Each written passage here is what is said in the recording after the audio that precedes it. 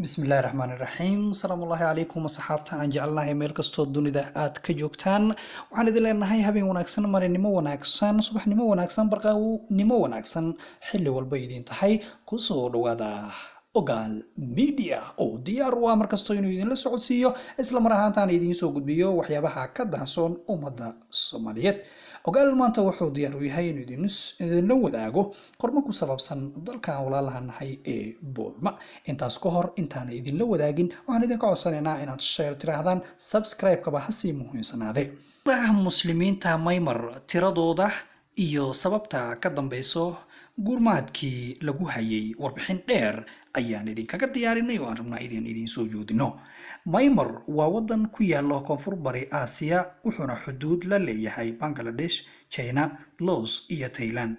Cabir dhul ahaaneed Maymar waa 678,578 square kilometer. wuxuuna ku cabir yahay wadanka Faransa. Populationkiisa waa 52 milyan. Official name-ka wadanka waa Republic of the Myanmar. sanadkii markuu ahaa 1989 ayaa laga bedelay magaciisii hore ee Burma. wadanka Myanmar xornimadiisii wuxuu qaatay sanadkii 1948 wuxuuna ka qaatay wadanka Ingiriiska.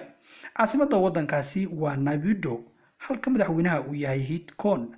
lacagtooda waa Burmese Kyat, luqadoodana waa Burmese. haddaba waa kuma Rohaniga waa dad muslimiin ah kuwaas oo ku nool wadan dadkoodu ugu badan yahay Buddhist loona yaqaano Myanmar.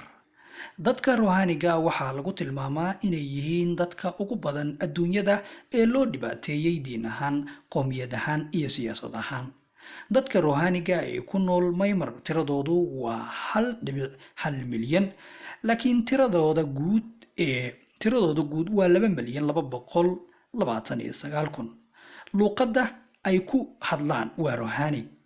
loomana tixgeliyo inay ka mid yihiin qowmiyadaha dalkaasi ku nool oo tiradoodu gaarayso 135 qowmiyadood. si la mid ah qowmiyadaha Rohaniga waxaa loo diidaa inay qaataan dhalashada dalkaasi ilaa sanadii 1982 markaasoo loo aqoonsaday inay yihiin dad aan wadanba lahayn.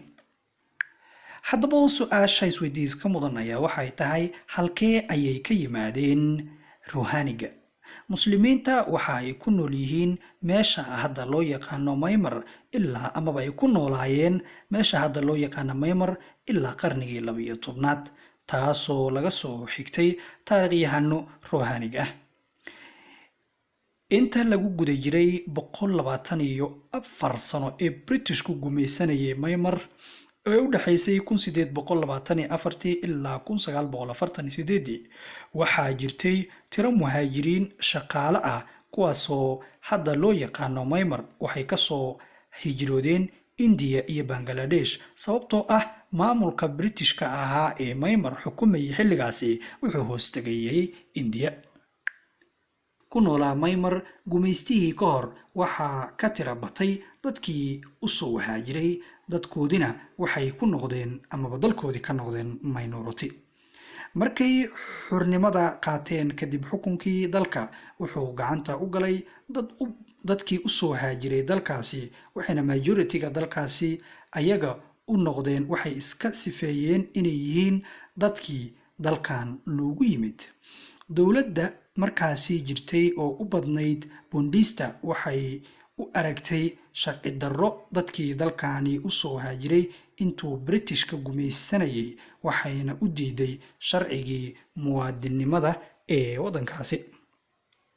dadka ay markaasi ku tilmaameen inay yihiin dadka dalkaasi u soo haajiray majority-goodii wuxuu ahaa Rohanic. sida aan qoraalkan ku soo sheegnay, muslimiinta Rohaniga dalkaasi waxay ku noolaayeen qarnigii 12aad. Britishkana wuxuu dalkaasi qabsaday qarnigii 19aad. farqiga meeshaasi kaga soo baxayo wuxuu u dhacayaa sida tan: dadka muslimiinta ee Rohaniga ah inay Myanmar ku noolaayeen gumaystihii ka hor 7 qarni, yihiin dadka asal ahaan dhulkaasi leh, xoogna looga qaatay dhulkoodii. waxaa ka sii daran dowladihii jaarka la ahaa waxay diideen inay u soo gudbaan dhankooda waxayna ka xirteen xuduudihii xilligii xalkii u adkaa. dalalka waxaa sameynayay waxaa ka mid ahaa Bangladesh, waana mid ka hor imaanayso xeerarka qaramada midoobay. dadka hadda ahaan lahaayeen amaba dadkaan hadday ahaan lahaayeen dad aan muslimiin ahayn, dunida oo idil way qaydhin lahayd, balse waa dad muslimiin ah oo cidna aysan u danqanaynin. budhiistayaasha dalkaasi Myanmar ka arrimiyo oo muslim ceeb ka buuxo, dadku ruuxaaniga waxay asalkoodii ku tilmaameen inay yihiin Bengali, xaqna ay u lahayn inay ku noolaadaan dalka Myanmar, waayo waxay diideen sharcigii muwaadinimada, adeegii dowladnimo iyo fursado shaqo ee ay xaq u lahaayeen. taa waxay ugu bedeleen inay dalka ka barakiciyaan, xasuuqaan, guryaha ka gubaan, xataa iyaga naftooda ay u gubaan iyagoo nool. وهاجاك أصحابتا أن جعلنا هاي ملك استود جوكتان أنت أيام كسو جبجبينيا قرمدي يريد يعني دين سو دياري هدو يبها وود لكرا النقطة قرموين فربضن وكسا بسن عالم كي يولبو حبكا أما بس سلسلة دي السياسة عالمك أيان إذن لو ذا جدونا وقال وحمر كستا ديار وياهي بالشدة إنه كهاقب ترى وحيابها سرت قرصون إنه وحبرو إنه علمية إنه عدد ذاك الدون إذن سودايو أصلا يشاو حنا ذاك عصاننا أصحابتا أن جعلنا هاي inaad subscribe tiraahdid si uu kugu soo dhaco clipka ugu horeeyo ee aan release gareyno. arax ismaaciil arax oo idin leh amaana allah habeenka maalinka waqti walba ay ku tahay ha ku wacnaado.